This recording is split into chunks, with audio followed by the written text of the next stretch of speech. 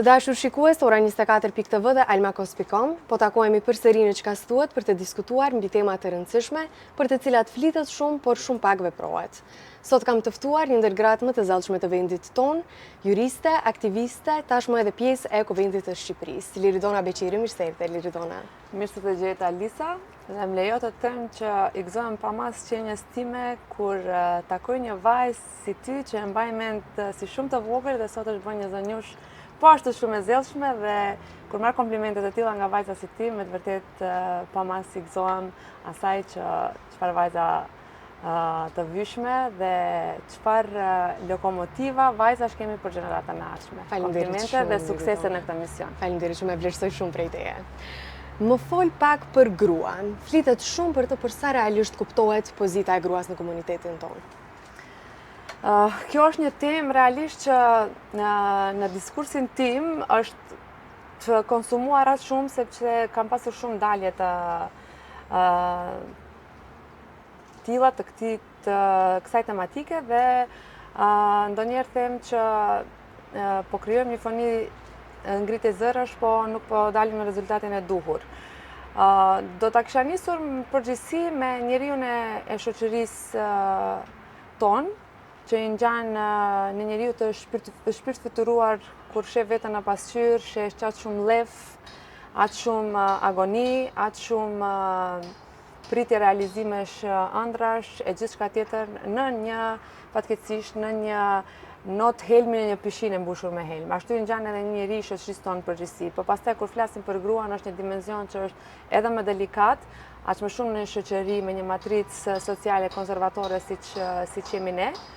Dhe të qenit grua nuk është fare e lehtë në aspektin e ngritjes profesionale, në aspektin e ecjes drejt majave të suksesit, me gjithë avantazhet që i ka qenja më sublime apo femër, mirë po në një konstrukt të tillë shoqëror, me të vërtetë të qenit grua e bën të vështirë funksionimin jetik të gruas në shumë sfera. Gjithmonë e kam thënë që të jesh shqiptar në vendin tonë është më e zorshme se të jesh në vendet fqinje ku ndajmë kombësinë e njëjtë, mirë po të qenit grua është po ashtu shumë më e rëndë në qarqet e vendit tonë. Aq më shumë që në përgjithësi në Ballkan nuk është se kur flitet për gruan është një ligjerim i sjellshëm i diskursit politik apo i diskursit social, gjithëpërfshirës. Gjithmonë kur flasim për gruan, jemi të prirur ta stigmatizojmë me epitete nga më të ndryshme që mund të thuhet janë goditje në nënbrez, që i bëhet çdo të dytës grua këtu dhe padyshim që në momentin kur ti përfaqëson një model tjetër nga ai standardi klishe i shoqërisë tonë që ka krijuar për se si duhet të duket një grua, fillojnë pastaj ato paragjykimet të cilat fatkeqësisht çdo vajzë, çdo grua duhet t'i përballoj. Dhe ajo që dua të them është që ka pasur lëvizje në avancimin e pozitës të gruas, mbasi jo shumë të dëshirueshme, por jemi në një epokë kur nuk duhet të gëzohemi edhe ta marrim si arritje të madhe përfaqësimin e ndonjë gruas diku. Mendoj që tani duhet bërë një kthesë që ato gra që atë sa janë që na përfaqësojnë diku, cili është impakti apo shenja e tyre në të mirë të qenjes tonë. Dhe pa hyrë në detaje, se besoj që do e shtjellojmë edhe më andej, mendoj që tek ne mungon shembulli i një gruaja që do të ndiqin vajzat e reja. Definitivisht edhe shoh shpesh që kur kemi gra në pozita ekzekutive apo sidomos në politik, është shumë i lehtë etiketimi edhe përbuzja siç e the edhe vet. Prej ku buron gjithë kjo urrejtje dhe gjithë kjo lehtësi për të etiketuar gruan, kur e sheh që po arrin sukses? Pa bazë gjithmonë. Ajo mendoj që është një komponent që ndërthurret edhe nga maskilizmi toksik, po edhe nga feminizmi toksik. Është e lehtë kur merr goditje të tilla nga një botë e delirit mashkullor, e një sundimi absolut siç jemi mësuar në shoqërinë tonë tradicionale të kalisim dhe të kultivojmë. Po nga ana tjetër, janë edhe goditjet e grave ndaj grave, që janë edhe më të rënda, dhe që shtojnë peshën e abuzimit, le të themi, drejt një gruaje e cila është e prirur të arrijë apo të bëjë ndryshim në shoqëri. Kjo pozita e gruas gjithmonë ka qenë një zhvatje dhe një gërryerje e vazhdueshme e deformimit të profilit të caktuar të ndonjë gruaje, e cila pastaj ka pasur edhe tendenca të zhvendosjes edhe identitetit të saj si femër. E gjitha kjo nga mos mbështetja fillimisht e grave, por pastaj edhe e burrave. Mua më vjen keq sepse gjithmonë prirëm të jem optimiste dhe besoj që ka shumë vajza të reja që kanë elan, kanë motiv për të ndryshuar gjërat, mirë po asnjëherë nuk kanë pasur rrugën e kanalizuar për të gjetur mënyrën e duhur se si ata mund të kontribuojnë në shoqëri.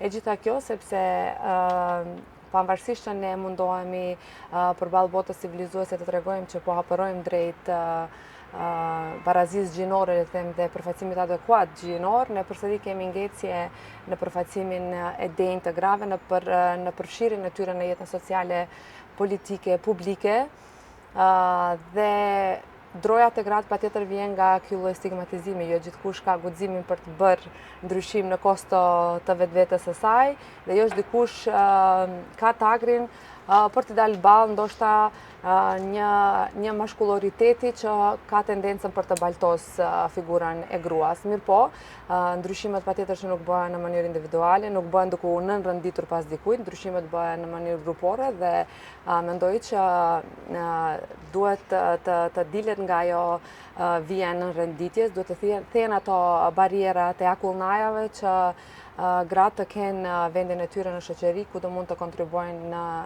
në çdo sferë aty ku do jetë e mirë kolektive e gjithë popullatës.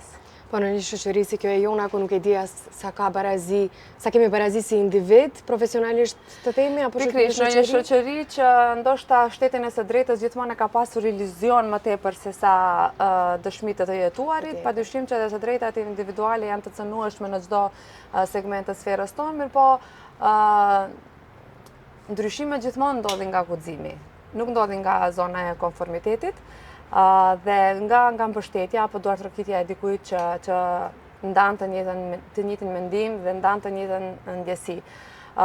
Mendoj që vendi jon ka qenë i paraprirë nga shumë aktor politik aksidental në arenën politike, të cilët nuk kanë pasur ndjenjën e përkatësisë të këtij shteti, nuk kanë pasur ndjenjën e përkatësisë të këtij populli dhe nuk kanë pasur idealin për të shërbyer këtij populli. A e them këtë me shumë përgjithësi, sepse ne kemi struktura politike shumë të centralizuara, ndonse edhe duken të sofistikuara në mënyrën evropiane që duan ta shesin, por jo, partitokracia vazhdon të mbetet njolla kryesore që nuk ka rrëmbyer vetëm mendsinë e këtyre që janë veteranë në politikë, po fatkeqësisht edhe të rive dhe të rit nuk kanë një vizion të qartë se çka duan prej këtij vendi dhe kush don t'i përfaqësoj. Në ndërkohë, theksoj që në përgjithësi në Ballkan, gjendja kombëtare shqiptare është shumë në rrezik dhe vlerësoj që është shumë e rëndësishme se pas kujt do të ndërnditemi ne si mendësi. Ekziston do të them një shfrenim mendor tek këto konstruktet politike që as kritika e shëndosh nuk pranohet. Ne mund të jemi shumë miq zemrës dhe armiq të mendjes dhe kjo nuk bën fare dallim nëse je ti në atë pozitë apo jam unë. Mirë po, kultura politike është shumë domethënëse edhe në veprimin politik. Edhe vlerësoj që nuk kemi pasur politikanë të denjë që do ta kishin përfaqësuar popullin ashtu siç ne na ngjan të jemi një popull pro-evropian, një popull pro-perëndimor dhe në të njëjtën mënyrë t'i ofrojnë shërbime cilësore të një shteti ndaj popullatës ashtu siç i kanë edhe pretendimet për ta ndërtuar këtë shtet. Është një temë që unë e kam shumë me dëshirë flas, edhe pse ndoshta në aspektet diplomacisë nuk do duhesh të t'i them disa gjëra kaq shtroq. Mirë po vlerësoj që derisa je një zë publik, ke edhe një obligim moral për t'i thënë gjërat ashtu siç duhet, sepse nuk mund të ndryshosh diçka nëse paralelisht nuk përmirësojmë dhe veten dhe paralelisht nuk edukojmë masën. Është një gjë që ne na mungon dhe është një tjetër dimenzion që mendoj që është bërë një krim gjatë gjithë këtyre viteve shoqërisë tonë, është pikërisht arsimi. Për gjatë gjithë këtyre viteve ne kemi krijuar shumë parazita prej rionisë tonë. Nuk kemi krijuar modele të cilat nesër do të jenë lider tipik të çështjeve kombëtare dhe jo rastisht. Fatkeqësisht jemi në këtë gjendje ku jemi dhe besoj që integriteti i një shqiptari sot cënohet nga shumë sulme anësore të cilat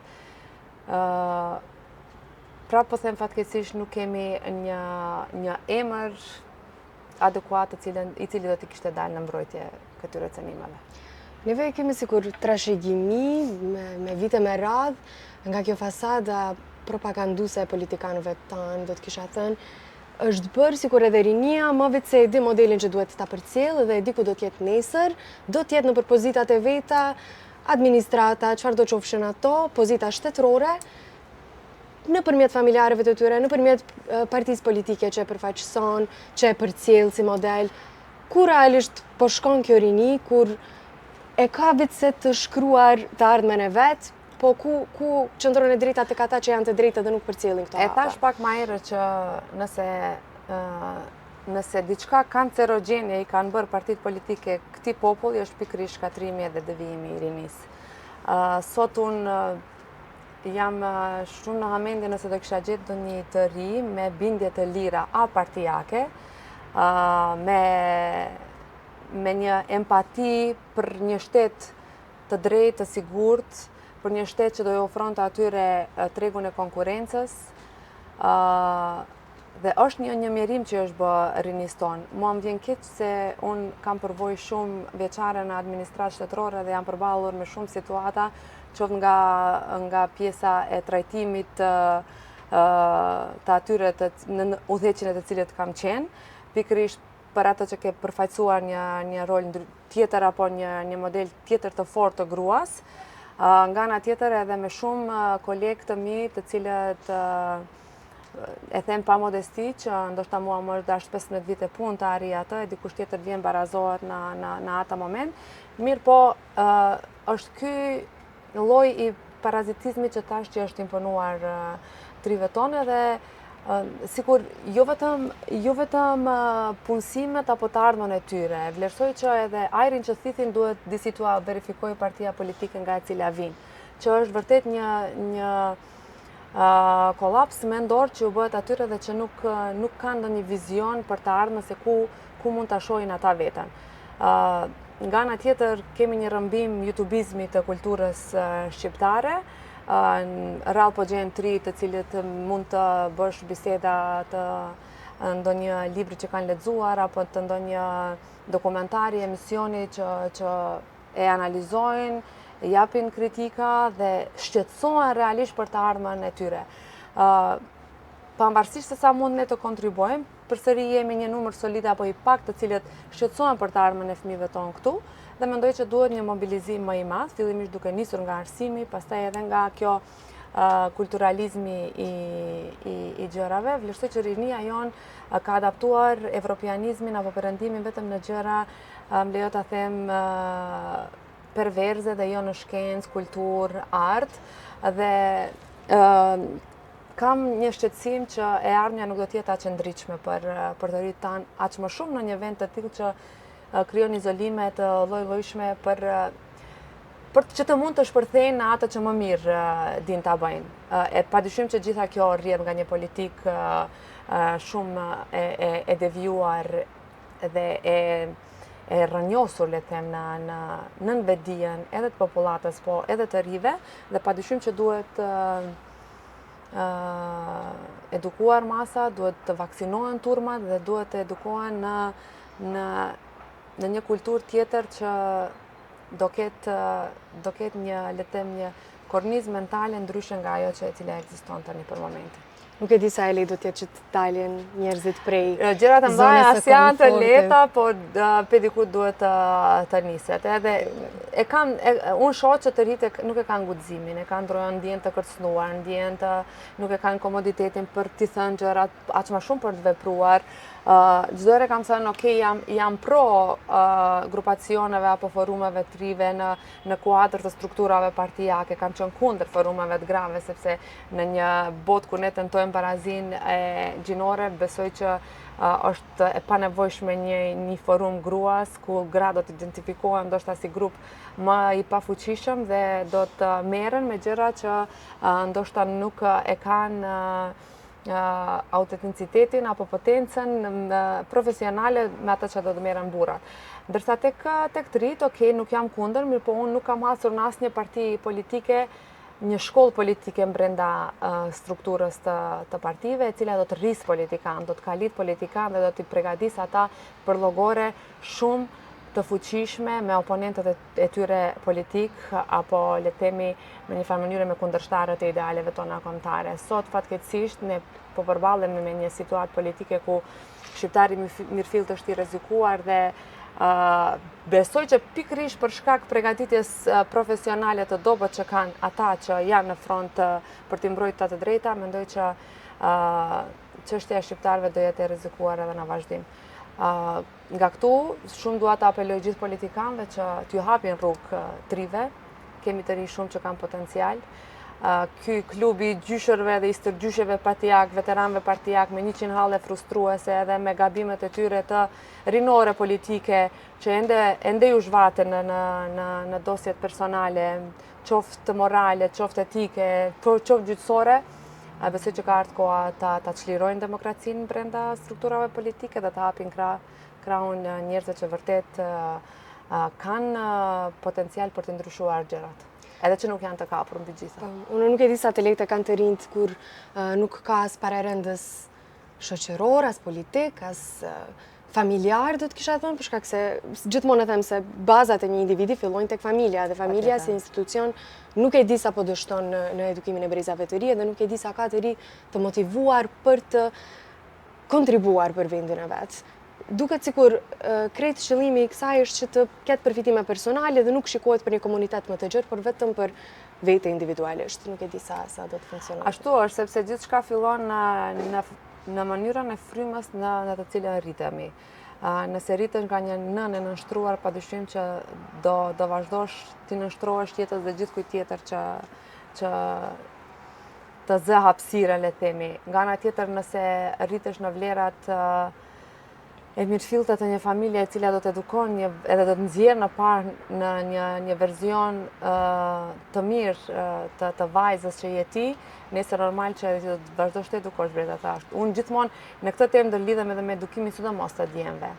Pa dashur të dramatizoj shumë, ne vazhdojmë të rrisim dhe të këndellim tradita të rritjes të meshkujve me një pushtet absolut, me një epërsi absolute ndaj vajzave, ndaj grave, ndaj qenies femër. Dhe kjo mendoj që është gabim. Në moment që ne rrisim një djalë, duhet ta dimë që nuk e rrisim vetëm të birin ton, por rrisim edhe bashortin e dikujt nesër, rrisim edhe babain e dikujt nesër. Dhe mendoj që nëse edukimi fillon prej aty, do jenë shumë më të lehta dhe kapërcyeshme çdo sfidë me të cilën jeta sociale mund t'ia sjellë secilit, sepse këto janë probleme që i kanë edhe shtetet e zhvilluara. Mirë po tek ne gjithçka ndodh për një arsye që të mbetjet patriarkale ende janë në dominancë dhe janë në kundërshtim me këtë verzionin perëndimor që mundohemi ne t'ja veshim vetes. Kur je këtu, kur flitet për edukimin e djemve përkundrejt edukimin e vajzave, duket sikur i edukojmë vajzat për të qenë të buta, të thellshme, të dëgjueshme, dhe harrojmë të edukojmë djemt, siç e thënë më herët, si duhet trajtuar një vajzë. Nesër të krijohet familja, apo të krijohet edhe komunitet tjetër më i gjerë, ku do të ketë barazi gjinore që pretendohet të jetë, por nuk ekziston.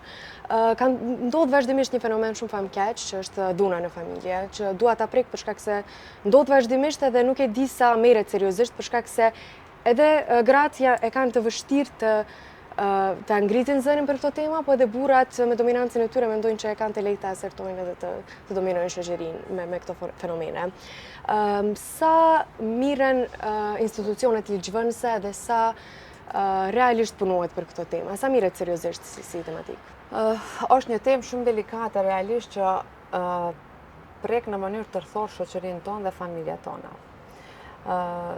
Kemi dëgjuar raste nga më të shumtat me një epilog shumë fatal si pasojë e dhunës familjare. Vlerësoj që gratë, tani po flas shqiptare, po pa bërë ndonjë ndarësi tjetër, mendoj që vazhdojnë të durojnë një ushtrim konstant i dhunës ndaj tyre, jo vetëm fizik, por ai psiqik. Mendoj që ai psiqik ekziston më tepër dhe është shumë më evident. Edhe nuk merret seriozisht. Jo vetëm që nuk merret seriozisht, po mungon guximi i denoncimit të rasteve. Ne kemi bashkëpunuar edhe me shoqata tjera të cilat e kanë target këtë temë, domethënë mungon një guxim i grave për të denoncuar raste të tilla dhe janë më tepër të prirura të durojnë, ndërkohë them që durimi nuk është vlerë nëse i kalon për masat e njerëzimit të denj. Dhe nga ana tjetër, mos përkraja e tyre, mos fuqizimi ekonomik i tyre, pavarësia financiare e tyre e bën që ata të rinë aty dhe them ku mendojnë që përkasin dhe disi me vetë miratim pajtohen që ta përmbyllin një cikël të jetës në atë formë. Pavarësisht ëndrave që kanë apo mundësive që kanë. Gjitha kjo nga shumë faktor modifikuese. Para është normal si tham edukimi i familjes, që ti nuk është e ishme të përfaqësosh një model të vajzës së përdalë dhe një vajzës e cila i kërkon të drejtat e saj në fraksion sekondësh dhe nuk bën kompromis, gjithmonë duke qenë në të drejtë të saj. Nuk po flasim për vajza që ndoshta hiperbolizojnë me gjëra që nuk janë edhe pjesë e kulturës tonë, pjesë e traditës së shëndosh tonë. Tani siç thash kemi një youtubizëm të kulturës edhe mendoj që ndonjëherë edhe vajzat e reja me shumë gjëra të kalueshme edhe të prohen. E gjitha kjo që mungon një frymë kulturës të denjë, mungon një model se cilën do ta ndjekin ata. Ka pas raste që janë denoncuar dhe janë kthyer përsëri. Pikërisht për atë që mungon një gjyqësor i drejtë, mungon një sistem i drejtësisë të mirëfillt, mungon një gjyq i pavarur dhe trim në institucionet tona në vendin tonë, e gjitha kjo nga një pluralizëm politik që ndër vite e shndroi gjyqin në një akademi ushtarake, le të them të përsosur të delegatëve të tyre partijak për t'i pasur aty në rast nevoje. Kemi hasur raste që është denoncuar raste dhe edhe policia fare nuk është marrë duke u arsyetuar që këto janë çështje familjare dhe këto janë çështje që duhet i mbyllnin mes familjes.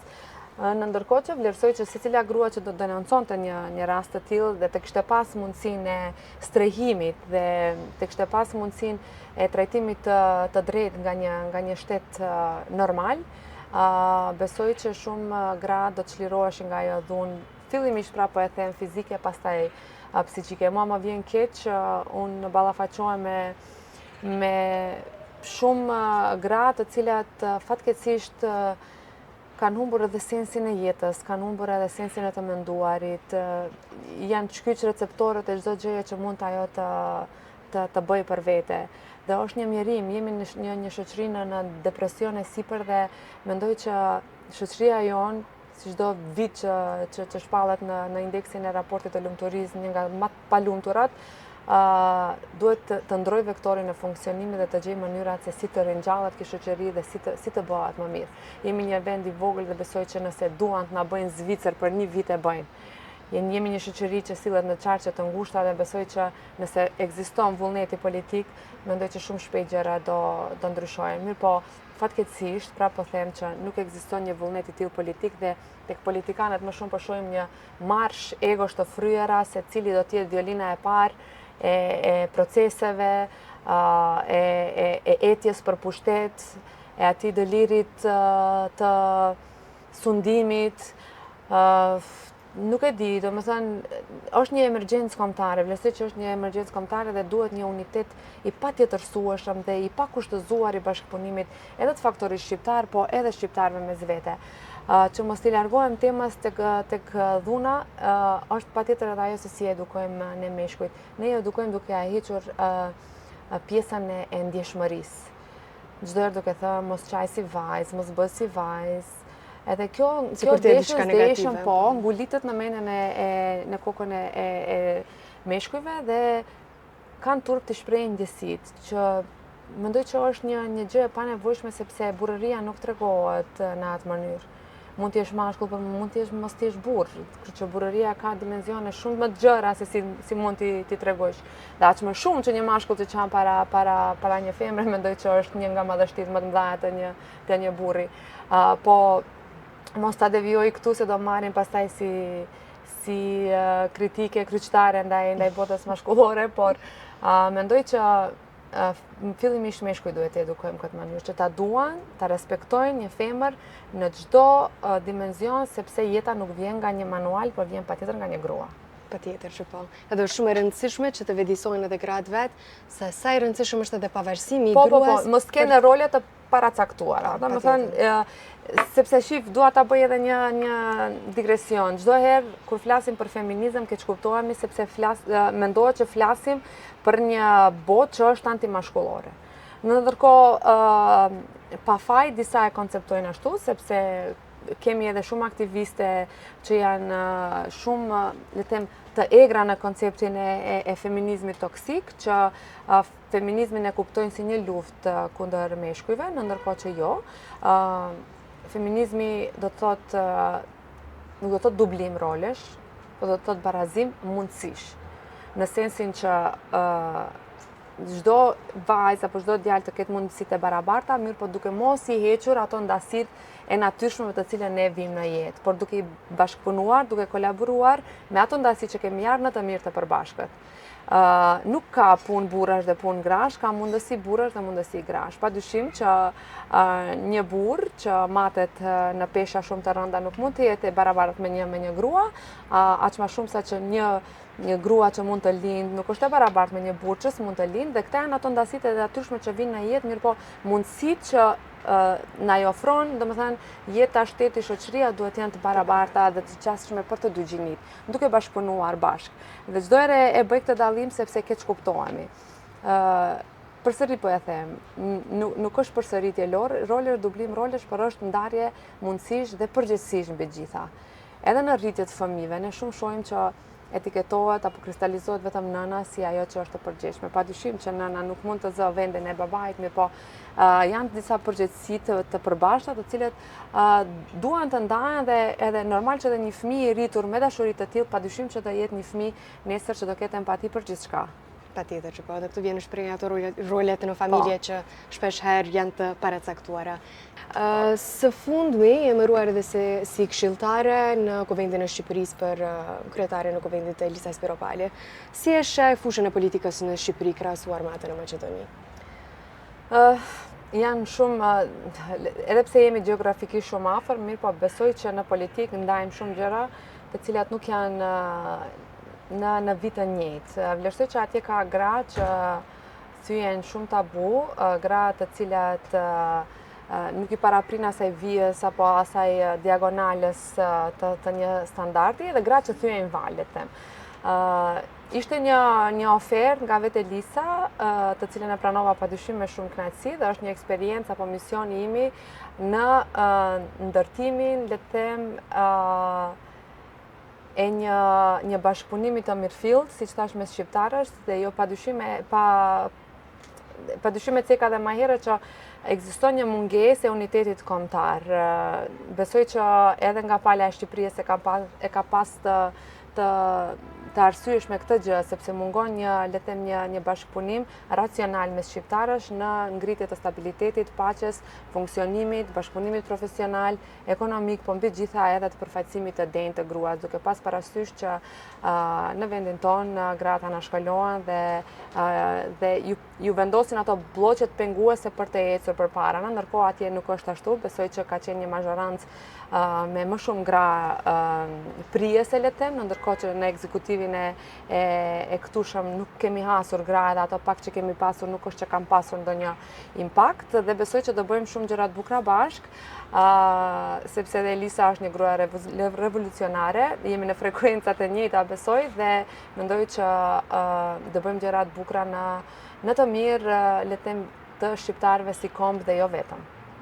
Liridona, faleminderit shumë për këtë bisedë, shumë konstruktive, shumë të këndshme, unë gjithmonë kënaqem me ty, faleminderit shumë që ndave kohën tjerë sot me ne. Elisa, faleminderit ty realisht dhe më lejo të them që vërtet je një nga vajzat që do bëj kthesë shumë të madhe, jo vetëm në gazetari, por edhe në mendim kritik. Të uroj shumë suksese dhe uroj të të shoh në Maja. Faleminderit shumë. Edhe kësaj bisede erdhi fundi për të takuar përsëri javën e ardhshme në Çka s'duhet. Na ndiqni.